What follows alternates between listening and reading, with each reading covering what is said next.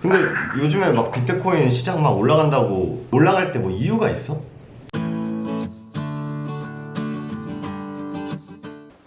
이렇게 앉아 너무 거만해 보진 않나요? 괜찮습니다. 괜찮아요? 네. 안녕하세요. 안녕하세요. 반갑습니다. 오늘 주제는 20대 희망처럼 엄청나게 올라오고 있어서 비트코인 관련된 얘기를 해볼까. 아, 좋습니다. 혹시 두 분은 비트코인 해보셨나요? 한 번도 안 해봤습니다. 안 해봤어요. 한 번도. 네. 계좌도 안 만들어봤어요. 주식도 제대로 못해봐서 무슨 비트코인 가가지고.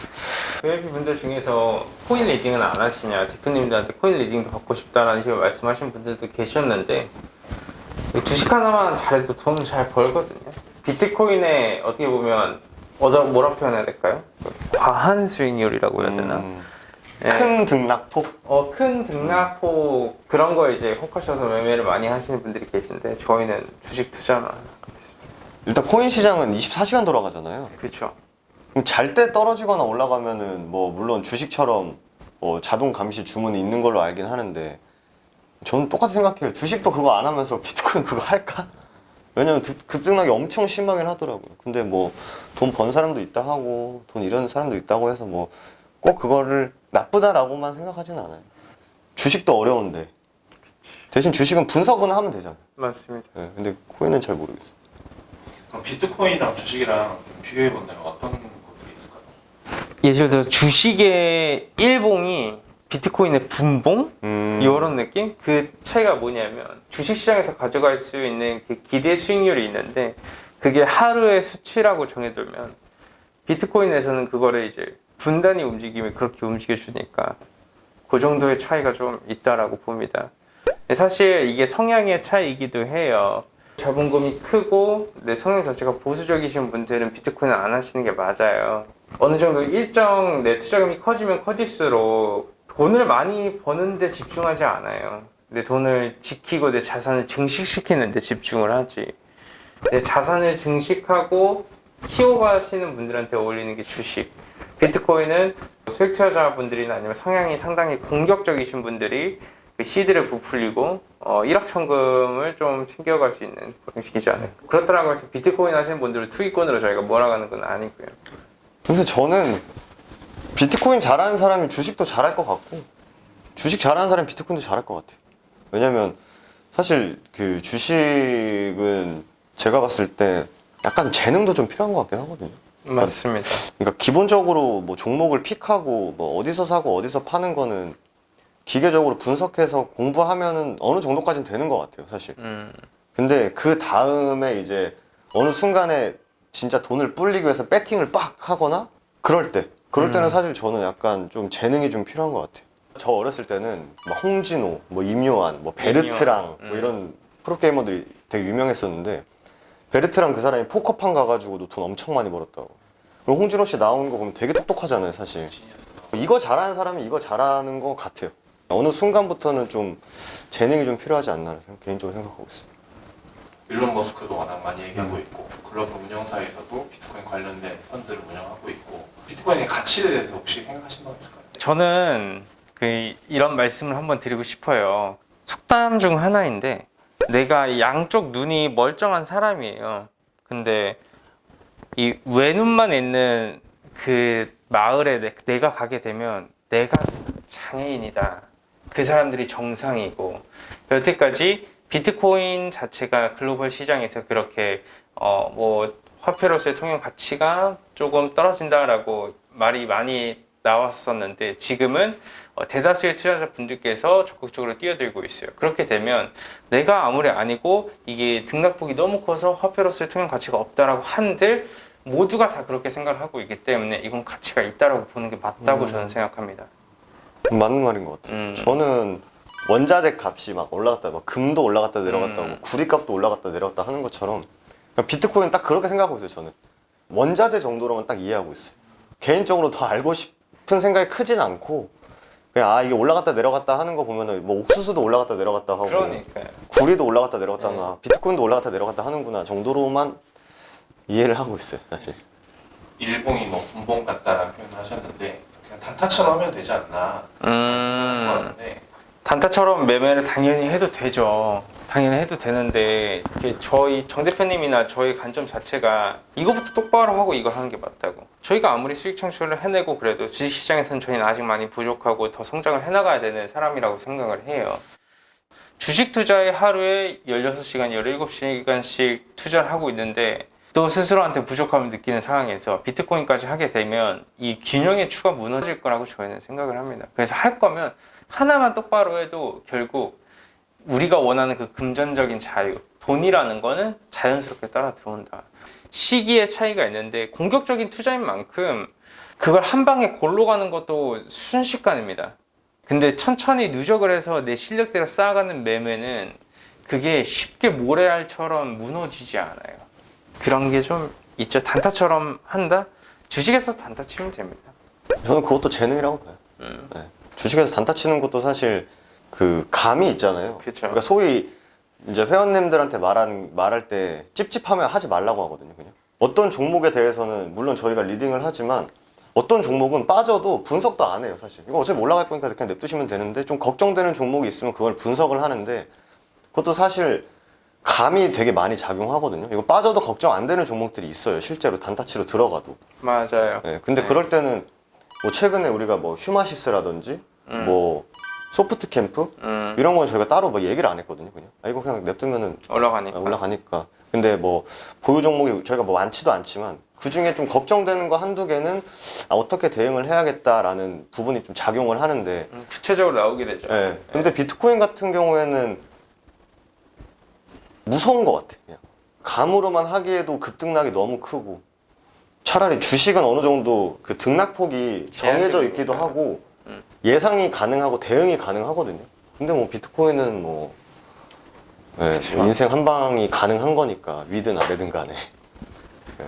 이게 내가 300만 원, 100만 원, 300만 원, 1000만 원 투자해가지고 잃는 것과 1억, 3억, 5억을 투자를 해가지고 잃는 것과의 차이가 커요. 코인 투자를 해가지고 대다수의 많은 분들이 이제 수익 창출을 해내고 계신데 지금은 불장이니까 불장 시대에서는 누구나 다 눈뜬 장님도 아무거나 사도 수익이 나오는 게 불장 장세잖아요. 작년에 우리나라 주식시장처럼.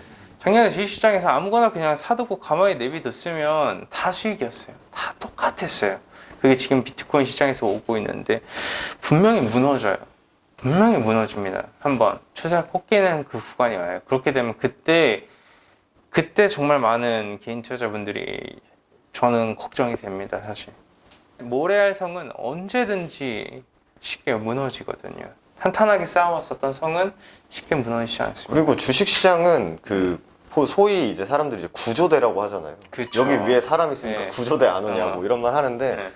그러니까 실제로 작년에 생각해 보시면 좀 이해가 빠를 수 있는 게 지금 최근에 뭐 연기금이 매도한다고 해가지고 개인 투자자분들이 말이 많잖아요. 근데 작년 3월 19일 정도가 우리나라 이제 증시가 완전히 무너진 날이었어요. 저점. 근데 그때 개인 투자자분들 살려드린 거 다 연기금이거든요, 사실. 주식은 뭐 어느 정도 빠지면은 뭐 동학 개미 운동처럼 막 연기금 앞에 가가지고 막 시위하고 막 빨리 사라 뭐 이러고. 그 실제로 PD님도 가보셨지만 시즌이란 종목 주가 빠져서 사람들이 막 시위하고 하니까 호재들 계속 빵빵 터져 주잖아요. 무중 나와주고. 근데 비트코인은 어디 가서 구조대 있냐고 119에 전화할 수도 없고 뒷배가 이씨 내가 배팅을 하는 거랑 진짜 구조대가 있는지 없는지 모르고 내가 그냥 딱 뛰어드는 거랑 그 안정감에 좀 차이가 있을 것 같아요, 개인적으로. 주식시장의 몇십 조 이상이 다 비트코인으로 넘어갔다는 얘기를 많이 하더라고요. 주식시장에서도 하락세가 오는 거 아닌가. 오히려 자금 이탈이 나와주고 나서 시장이 가벼워지고 있죠. 그렇죠. 옛날부터 그랬어요. 옛날부터 항상 시장은요, 많은 개인 투자자분들의 관심을 가져줄 때가 고점이고요. 많은 분들의 관심이 떠날 때가 매수 타이밍입니다. 그거는 진짜 몸으로 느껴요. 그 맞는 말이에요. 사실 맞는 말이고.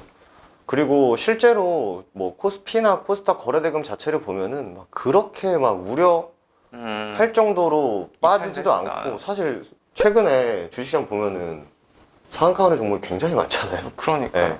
물론 뭐 그 종목을 다 먹을 수는 없지만 그만큼 시장에 도는 돈 자체가 물론 코인이 아니었으면 더 활발했을 겁니다만 그렇게 우려할 수준은 사실 아닌 것 같아요. 왜냐면 거래대금 자체가 그냥 완만하게 좀 우상향하거든요, 사실.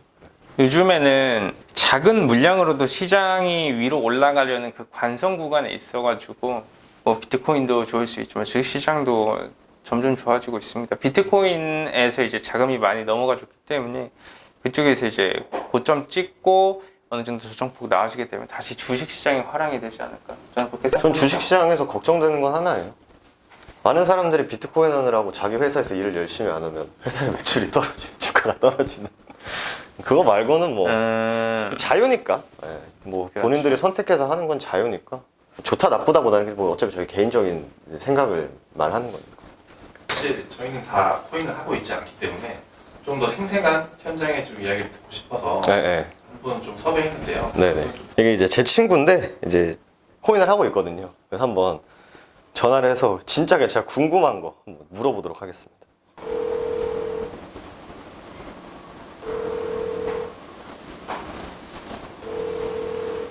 어쩌죠?